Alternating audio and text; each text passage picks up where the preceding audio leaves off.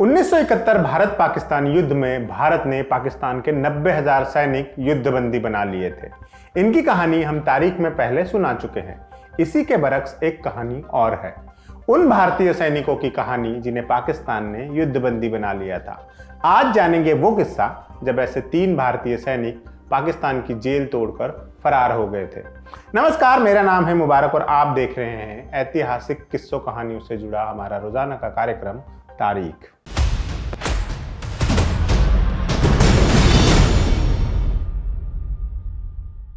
ये बात है साल 1972 की। पाकिस्तान के खैबर पख्तूनख्वा प्रांत में लंदी कोतल नाम की एक जगह है। 3 टूरिस्ट वहां मौजूद एक चाय की दुकान पर पहुंचे। तीनों ने पठानी कुर्ता और पेशावरी टोपी पहनी हुई थी। चाय के साथ बातों का दौर शुरू हुआ। जान पहचान बढ़ाने के लिए तीनों ने अपना नाम फिलिप पीटर, अली अमीर और हेरल्ड जेकब बताया। साथ ही बताया कि वो अफगानिस्तान घूमने निकले हैं। अफगानिस्तान में घुसने के लिए उन्हें लंदी खाना पहुंचना था। यह अफगानिस्तान बॉर्डर से पहले पाकिस्तान का आखिरी रेलवे स्टेशन था। जब तीनों ने चाय वाले से वहां जाने का भाड़ा पूछा तो उन्हें कुछ अनमना सा जवाब मिला। तीनों ने सोचा किसी टैक्सी वाले से पता करते हैं, लेकिन तीनों चाय की दुकान से बाहर निकले ही थे कि पीछे से एक आवाज आई, तुम्हें लंदी खाना जाना है? तीनों ने हाँ में जवाब दिया। यह सुनकर आवाज लगा रहे शख्स का चेहरा कुछ गंभीर हो गया।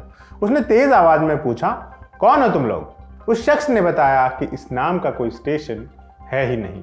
1936 तक ऐसा एक रेलवे स्टेशन हुआ करता था, लेकिन बाद में उसे बंद कर दिया गया था। ये सुनकर तीनों इधर उधर की कहानियां बनाने लगे, लेकिन उनकी चोरी पकड़ी जा चुकी थी। पूछताछ में तीनों ने सच्चाई बताई और जब तहसीलदार को पता चला कि तीनों भारत से हैं, उसके तेवर चढ़ गए। ये 1971 युद्ध के ठीक बाद का दौर था। पूरे पाकिस्तान के लोगों में भारत को लेकर जबरदस्त नफरत बैठी हुई थी। तहसीलदार का बस चलता तो वो तीनों को गोली से उड़ा देता, लेकिन ऐसा नहीं हुआ। ये तीनों लोग बचे। कैसे जानेंगे, लेकिन उससे पहले बताते हैं कि तीनों यहां तक पहुंचे कैसे, और इसके लिए हमें चलना होगा इस कहानी की एकदम शुरुआत में। कहानी शुरू होती है साल 1968 से। एक सुहानी शाम फ्लाइट लेफ्टिनेंट दिलीप पारुलकर अपने कमांडिंग अफसर MS बावा से कहते हैं, हम दुश्मन के इलाके में अंदर तक वार करेंगे। एक गोली एक विमान को गिराने के लिए काफी है। अगर मैं कभी पकड़ा गया तो चुपचाप नहीं बैठूंगा, भाग जाऊंगा। इसके ठीक 3 साल बाद एक रोज पारुलकर एक सुखोई 7 जेट फाइटर विमान में बैठे हुए थे। 1971 की लड़ाई शुरू हो चुकी थी और IAF की 26 स्क्वाड्रन ने पश्चिमी सीमा पर आर्मी को सपोर्ट देने का जिम्मा संभाला हुआ था। पाकिस्तान में लाहौर से पूर्वी दिशा में एक शहर है जफरवाल। यहां चल रही हवाई लड़ाई में एक वॉच टावर भारतीय विमानों को बहुत नुकसान पहुंचा रहा था। 10 दिसंबर के रोज पारुलकर जेट फाइटर में बैठकर उड़ान पर निकले। उनका निशाना यही वॉच टावर था, लेकिन इससे पहले कि पारुलकर अपना मिशन पूरा कर पाते, एक एंटी एयरक्राफ्ट गन का निशाना उनके जेट को लगा और वो गोता लगाते हुए जमीन की तरफ गिरने लगा। पारुलकर ने अपना पैराशूट खोला और सही सलामत जमीन तक पहुंच गए, लेकिन जहां वो उतरे थे वो दुश्मन की जमीन थी। उतरते ही आसपास के लोगों ने उन्हें पकड़ा और पाकिस्तानी अधिकारियों के हवाले कर दिया। पारुलकर को रावलपिंडी स्थित पाकिस्तानी वायुसेना के बेस कैंप में ले जाया गया और जेल में डाल दिया गया। कुछ दिनों बाद पारुलकर को उनके साथियों से मिलने दिया गया। भारतीय वायुसेना के कुल 12 पायलट युद्धबंदी बनाए गए थे, लेकिन इस कहानी के लिए हम मुख्यतः 3 लोगों की बात करेंगे, फ्लाइट लेफ्टिनेंट मलविंदर सिंह गरेवाल, हरीश सिंह जी और पारुलकर। इन तीनों को जहां रखा गया था, उस युद्धबंदी कैंप के इंचार्ज पाकिस्तानी वायुसेना के एक अफसर हुआ करते थे। नाम था स्क्वाड्रन लीडर उस्मान हनीफ। हनीफ से बाकी पाक अफसर नाराज रहते थे क्योंकि उनका बर्ताव युद्धबंदियों के प्रति काफी नरम था। 2017 में दिए एक इंटरव्यू में पारुलकर बताते हैं, हम बॉलीवुड फिल्मों और अपने परिवार के बारे में बात करते थे। अन्य पाकिस्तानी अफसर नाराज रहते थे क्योंकि हनीफ साहब हमारे साथ अच्छा बर्ताव करते थे। उन्होंने हमें गाने सुनने के लिए एक कैसेट प्लेयर और एटलस भी दिया था, जो आगे चलकर हमारे भागने के काम आया। जिस भागने की घटना के बारे में पारुलकर बता रहे थे, उसकी रूपरेखा तैयार हुई 25 दिसंबर के रोज। उस रात कैंप इंचार्ज उस्मान हनीफ ने सभी युद्धबंदियों को एक छोटी सी चाय की एक पार्टी में शामिल किया। यहाँ पारुलकर और उनके साथियों को एक अच्छी खबर मिली। पता चला कि ढाका में पाकिस्तानी फौज ने आत्मसमर्पण कर दिया है, लेकिन पारुलकर को पता था कि उनकी आज़ादी अभी बहुत दूर है। इस काम में कई साल का वक्त लग सकता था। इसलिए पारुलकर ने मन ही मन भागने का प्लान बनाना शुरू किया। ये प्लान उन्होंने अपने बाकी साथियों को बताया, लेकिन कोई तैयार नहीं हुआ सिवाय 2 लोगों के, फ्लाइट लेफ्टिनेंट मलविंदर सिंह गरेवाल और हरीश सिंह जी। तीनों ने सबसे पहले उस्मान हनीफ के दिए एटलस से इलाके का नक्शा तैयार किया। नक्शे के अनुसार जेल के सामने से ही ग्रांड ट्रंक रोड गुजरती थी, लेकिन वहां तक पहुंचने के लिए जेल की कोठड़ी से निकलकर एक संकरी गली तक पहुंचना था। इस गली का इस्तेमाल एक से दूसरी बिल्डिंग में जाने के लिए किया जाता था और वहां रात को एक पहरेदार नियुक्त रहता था। संकरी गली को पार कर लिया तो आप बाउंड्री वॉल को फांदकर मेन रोड तक पहुंच सकते थे। वहां से आगे का प्लान पाकिस्तान अफगानिस्तान बॉर्डर तक पहुंचना था। यदि अफगानिस्तान में एंटर हो गए तो वहां से आसानी से भारत भी पहुंच जाते। ये था पूरा प्लान, लेकिन पहला काम था जेल की 18 इंच मोटी दीवार में छेद करना। पारुलकर और उनके साथियों ने कुछ दिनों तक अपनी दाढ़ी बढ़ने दी और फिर कैंप इंचार्ज से दाढ़ी काटने के बहाने एक कैंची मांग ली। इस कैंची और एक चोरी के स्क्रू ड्राइवर की मदद से उन्होंने दीवार में छेद करना शुरू किया। ये काम कई दिनों तक धीमे धीमे किया गया ताकि किसी को शक ना हो, और इस दौरान तीनों ने एक और काम किया। जेनेवा कन्वेंशन के तहत युद्धबंदियों को हर महीने 57 रुपए मिलते थे अपने निजी खर्चे के लिए। इस पैसे से तीनों ने ड्राई फ्रूट्स और कंडेंस्ड दूध के कुछ डिब्बे खरीद लिए ताकि रास्ते में काम आ सके।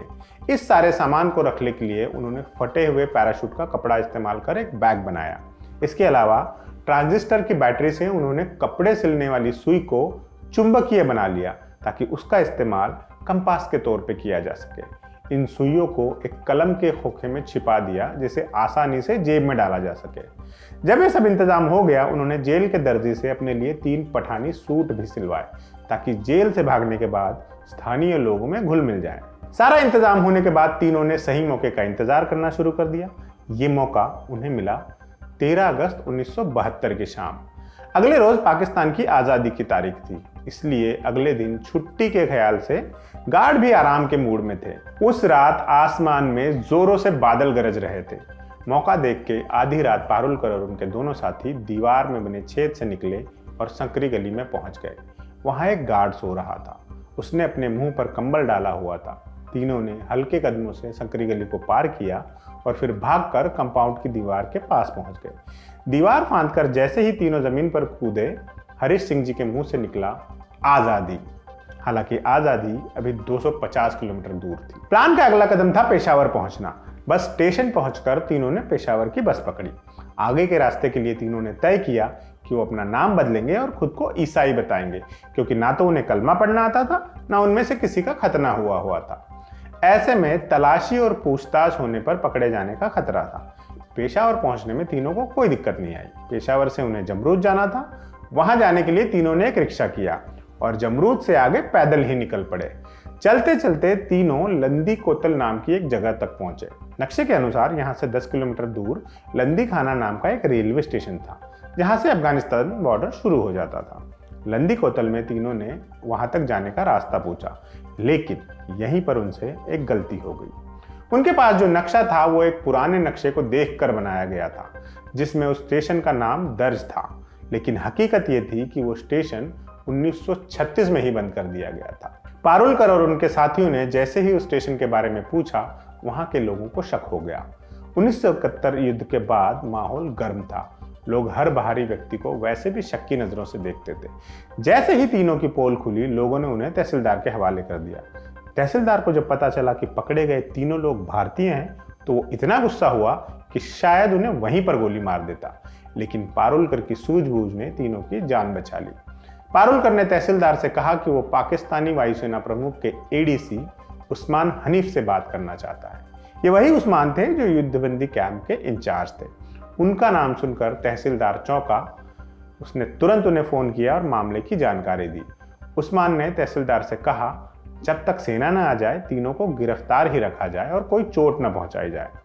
पारुलकर, गरेवाल और सिंह जी को वापस रावलपिंडी कैंप ले जाया गया।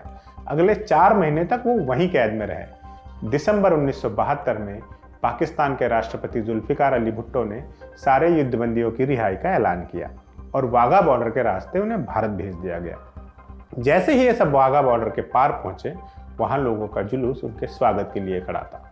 रिहाई के कुछ महीने बाद फ्लाइट लेफ्टिनेंट दिलीप पारुलकर एक रोज वायुसेना प्रमुख पीसी लाल से मिले और उन्हें तोहफे में एक फाउंटेन पेन भेंट किया।